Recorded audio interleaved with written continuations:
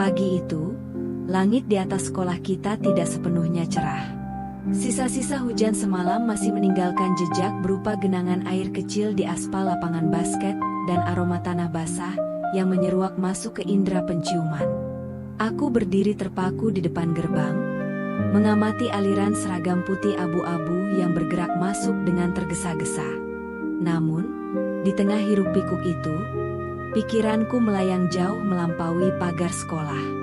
Aku sudah menghabiskan hampir 10 tahun hidupku bersama satu orang yang sama.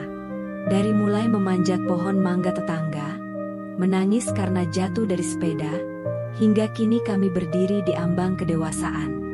10 tahun adalah waktu yang sangat lama untuk mengenal seseorang. Tapi entah mengapa, belakangan ini aku merasa seperti tidak mengenal diriku sendiri saat berada di dekatnya. Hei, Reza. Kamu berniat jadi patung selamat datang di sini. Suara itu melengking, memecah lamunanku. Belum sempat aku menoleh, sebuah hantaman keras mendarat di bahu kananku. Rasanya panas, tapi aku tahu persis siapa pelakunya. Aku menoleh dan mendapati Dini sedang berdiri dengan napas sedikit tersengal. Rambutnya yang dikuncir kuda tampak sedikit berantakan, dan ada butiran keringat kecil di pelipisnya. Dia pasti berlari dari halte bus agar tidak terlambat. Kamu itu kebiasaan. Kalau memukul orang tidak pernah pakai perasaan.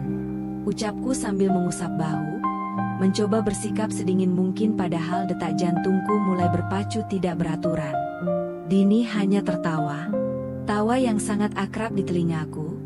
Tawa yang dulu terasa biasa saja, tapi sekarang terdengar seperti melodi yang paling indah sekaligus menyakitkan. Habisnya kamu aneh. Pagi-pagi sudah melamun. Memikirkan apa sih? Atau jangan-jangan kamu sedang menunggu pengagum rahasia ya? Godanya sambil menyikut lenganku. Kami mulai berjalan beriringan menyusuri lorong sekolah. Setiap langkah yang kami ambil terasa seperti pengulangan sejarah. Di lorong inilah kami pernah dihukum lari bersama karena terlambat. Di kantin ujung sana kami pernah berbagi satu mangkuk bakso karena uang saku kami habis. Dan di bangku taman itu, dia pernah menangis terseduh-seduh saat kucing kesayangannya mati. Aku tahu setiap inci dari emosinya, tapi dia tidak pernah tahu satu inci pun tentang perasaanku yang mulai berubah. Re, panggilnya tiba-tiba. Langkahnya sedikit melambat. HM? Kenapa? Aku menoleh, menatap profil wajahnya dari samping. Dalam hati aku mengagumi bagaimana sinar matahari pagi yang tipis itu memantul di matanya. Kamu sadar tidak? Beberapa bulan lagi kita ujian nasional. Setelah itu, kita akan lulus. Semuanya akan terasa berbeda, kan? Tidak akan ada lagi rutinitas berangkat bersama atau berdebat tentang siapa yang harus membayar es teh di kantin. Suaranya merendah, ada nada melankolis yang jarang dia tunjukkan. Aku terdiam. Pertanyaan itu adalah ketakutan terbesarku. Aku takut jarak akan menghapus apa yang sudah kita bangun. Aku takut saat kita kuliah nanti, akan ada laki-laki lain yang lebih hebat, lebih pintar, dan lebih berani dariku untuk mengungkapkan perasaan padanya. Semua orang akan tumbuh dewasa, Din. Itu hal yang wajar. Jawabku datar, meskipun di dalam hati aku ingin berteriak bahwa aku tidak ingin apapun berubah. Dini berhenti melangkah tepat di depan pintu kelas. Dia berbalik menghadapku, menatapku dengan tatapan yang sangat dalam. Seolah-olah dia sedang mencoba membaca apa yang tersirat di balik mataku. Tapi aku tidak ingin kehilangan kamu. Re, kamu itu zona nyamanku. Janji ya, apapun yang terjadi nanti, kita jangan sampai asing.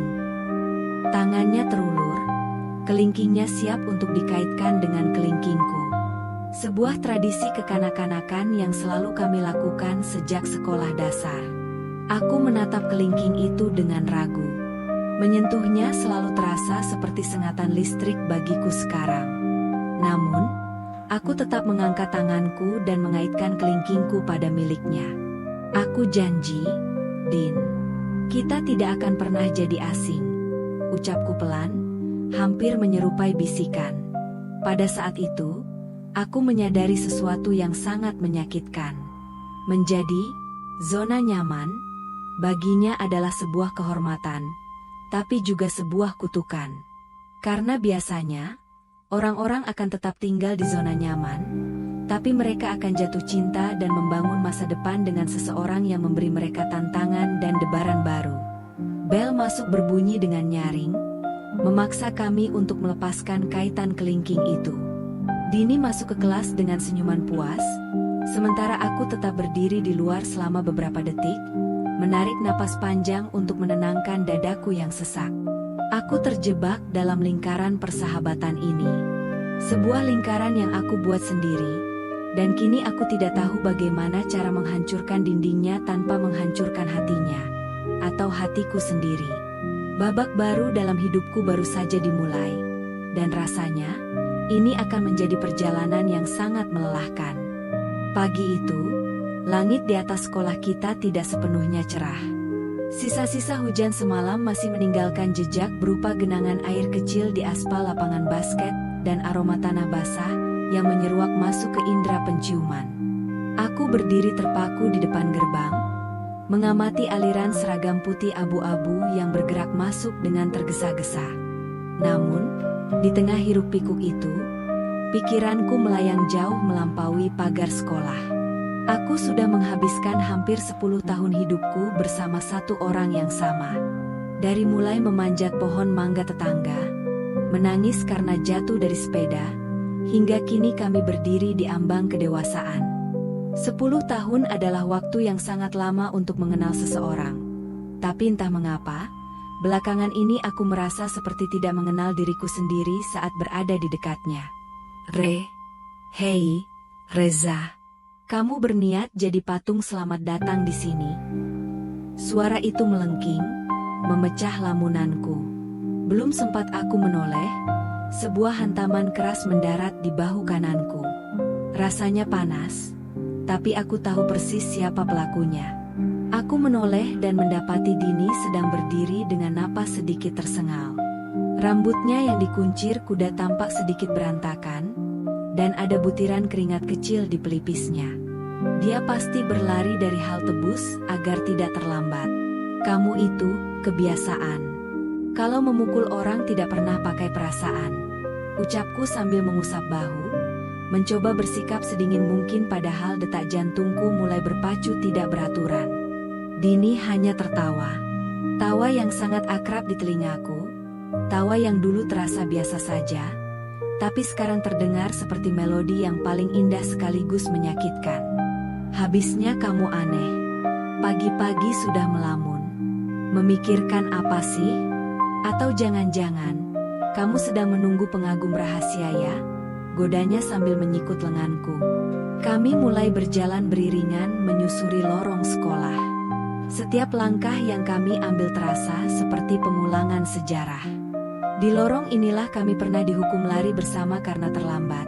Di kantin ujung sana kami pernah berbagi satu mangkuk bakso karena uang saku kami habis. Dan di bangku taman itu, dia pernah menangis terseduh-seduh saat kucing kesayangannya mati. Aku tahu setiap inci dari emosinya, tapi dia tidak pernah tahu satu inci pun tentang perasaanku yang mulai berubah. Panggilnya tiba-tiba. Langkahnya sedikit melambat. Kenapa? Aku menoleh, menatap profil wajahnya dari samping. Dalam hati aku mengagumi bagaimana sinar matahari pagi yang tipis itu memantul di matanya. Kamu sadar tidak? Beberapa bulan lagi kita ujian nasional. Setelah itu, kita akan lulus. Semuanya akan terasa berbeda, kan? Tidak akan ada lagi rutinitas berangkat bersama, atau berdebat tentang siapa yang harus membayar es teh di kantin. Suaranya merendah, ada nada melankolis yang jarang dia tunjukkan. Aku terdiam. Pertanyaan itu adalah ketakutan terbesarku. Aku takut jarak akan menghapus apa yang sudah kita bangun. Aku takut saat kita kuliah nanti, akan ada laki-laki lain yang lebih hebat, lebih pintar, dan lebih berani dariku untuk mengungkapkan perasaan padanya. Semua orang akan tumbuh dewasa, Din. Itu hal yang wajar, jawabku datar, meskipun di dalam hati aku ingin berteriak bahwa aku tidak ingin apapun berubah. Dini berhenti melangkah tepat di depan pintu kelas. Dia berbalik menghadapku, menatapku dengan tatapan yang sangat dalam. Seolah-olah dia sedang mencoba membaca apa yang tersirat di balik mataku. Tapi aku tidak ingin kehilangan kamu, Ray. Kamu itu zona nyamanku. Janji ya, apapun yang terjadi nanti, kita jangan sampai asing. Tangannya terulur, kelingkingnya siap untuk dikaitkan dengan kelingkingku. Sebuah tradisi kekanak-kanakan yang selalu kami lakukan sejak sekolah dasar. Aku menatap kelingking itu dengan ragu. Menyentuhnya selalu terasa seperti sengatan listrik bagiku sekarang. Namun, aku tetap mengangkat tanganku dan mengaitkan kelingkingku pada miliknya. Aku janji, Din, kita tidak akan pernah jadi asing. Ucapku pelan, hampir menyerupai bisikan. Pada saat itu, aku menyadari sesuatu yang sangat menyakitkan. Menjadi zona nyaman baginya adalah sebuah kehormatan, tapi juga sebuah kutukan. Karena biasanya, orang-orang akan tetap tinggal di zona nyaman, tapi mereka akan jatuh cinta dan membangun masa depan dengan seseorang yang memberi mereka tantangan dan debaran baru.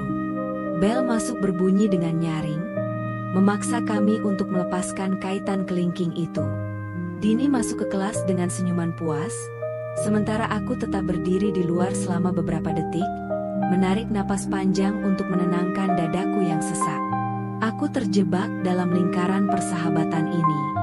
Sebuah lingkaran yang aku buat sendiri, dan kini aku tidak tahu bagaimana cara menghancurkan dindingnya tanpa menghancurkan hatinya, atau hatiku sendiri. Babak baru dalam hidupku baru saja dimulai, dan rasanya, ini akan menjadi perjalanan yang sangat melelahkan. Langit sore itu berwarna jingga kemerahan, seperti sedang terbakar oleh amarah yang tertahan. Aku duduk sendirian di bangku taman belakang sekolah, tempat yang biasanya menjadi saksi bisu tawa kami berdua. Namun kali ini, bangku kayu di sebelahku terasa sangat dingin dan kosong. Aku hanya bisa menatap ujung sepatuku yang kotor, sembari memutar-mutar ponsel di tanganku, menunggu sebuah pesan yang tak kunjung datang. Sudah 2 jam sejak kejadian di kantin tadi, dan aku sengaja menghindar dari kelas. Aku tidak ingin melihat mereka. Aku tidak ingin melihat bagaimana cara Andre menatap Dini, dan aku lebih tidak sanggup lagi melihat bagaimana Dini membalas tatapan itu dengan binar mata yang tidak pernah kulihat sebelumnya. Ternyata kamu di sini. Aku sudah mencarimu ke seluruh penjuru sekolah, Reza. Suara itu, suara yang selalu berhasil meruntuhkan pertahananku. Aku tidak menoleh, tapi aku tahu dia sudah berdiri di belakangku. Aku mendengar langkah kakinya yang pelan mendekat, lalu gesekan kain rok seragamnya saat dia memutuskan untuk duduk di sampingku. Kami terdiam cukup lama, hanya ditemani suara riuh rendah burung-burung yang hendak pulang ke sarangnya. Kenapa kamu pergi begitu saja tadi? Kamu membuatku bingung, Ray. Kamu membuatku merasa seperti aku telah melakukan kesalahan besar. Ucap Dini dengan nada yang sangat pelan, hampir pecah. Aku menarik napas panjang, mencoba membuang rasa sesak yang menghimpit paru-paruku. Kamu tidak salah, Din. Aku saja yang sedang tidak enak badan. Sudah kukatakan tadi, bukan? Jangan bohong padaku. Dini tiba-tiba meninggikan suaranya, membuatku refleks menoleh padanya. Aku tertegun. Matanya berkaca-kaca, ada gurat kekecewaan yang mendalam di wajahnya. 10 tahun, Ray, 10 tahun kita bersama. Kamu pikir aku tidak tahu kapan kamu sedang sakit dan kapan kamu sedang menghindar? Setiap kali ada Andre, kamu selalu berubah. Kamu jadi pendiam, kamu jadi sinis, dan kamu selalu mencari alasan untuk pergi. Ada apa denganmu? Pertanyaan itu memicu sesuatu di dalam diriku. Rasa cemburu, rasa takut, dan rasa cinta yang selama ini kupendam rapat-rapat seolah mendidih dan ingin meledak keluar. Aku menatapnya tajam, mencoba mencari keberanian di sela-sela harga diriku yang hancur. Kamu tanya ada apa denganku? Suaraku bergetar karena menahan emosi. Apa kamu benar-benar tidak tahu? Atau kamu hanya pura-pura tidak mau tahu? Din, selama ini aku selalu ada di sampingmu. Aku yang menjagamu, aku yang mendengarkan semua keluh kesahmu, aku yang paling mengenalmu lebih dari siapapun di dunia ini. Tapi apa? Begitu Andre datang, kamu seolah lupa bahwa aku punya perasaan juga. Dini terdiam, matanya melebar karena terkejut. Dia tampak goyah mendengarkan ledakan amarahku yang tiba-tiba. Tapi Andre itu cuma teman, Re, sama seperti kamu. Sama seperti aku tertawa getir, sebuah tawa yang penuh dengan rasa sakit. Itulah masalahnya, Din. Kata, sama, itu yang membunuhku secara perlahan. Bagi kamu, aku hanyalah teman yang selalu ada. Tapi bagiku kamu adalah segalanya. Apa kamu pernah terpikir bagaimana hancurnya aku melihatmu tertawa dengan laki-laki lain di depanku? Udara di antara kami mendadak terasa membeku. Kalimat itu akhirnya keluar. Kalimat yang selama bertahun-tahun aku simpan di balik rapatnya gerbang persahabatan kami. Dini terpaku, air matanya kini benar-benar jatuh membasahi pipinya. Dia menutup mulutnya dengan tangan, seolah-olah tidak percaya dengan apa yang baru saja dia dengar. Re, aku tidak tahu kalau kamu. Suaranya terbata-bata, penuh dengan keraguan. Sekarang kamu sudah tahu, ucapku sambil berdiri, membelakanginya karena aku tidak sanggup melihat air matanya lebih lama lagi. Aku tidak bisa terus berpura-pura menjadi sahabat yang baik jika hatiku hancur setiap kali melihatmu. Maafkan aku, Din. Sepertinya janji kita untuk tidak menjadi asing akan sangat sulit untuk kutepati. Aku berjalan pergi meninggalkan taman itu tanpa menoleh lagi. Aku mendengar dia memanggil namaku, 1 kali, 2 kali, tapi aku terus melangkah. Luka ini tidak berdarah, tapi rasanya jauh lebih perih daripada luka fisik manapun yang pernah kualami. Sore itu, di bawah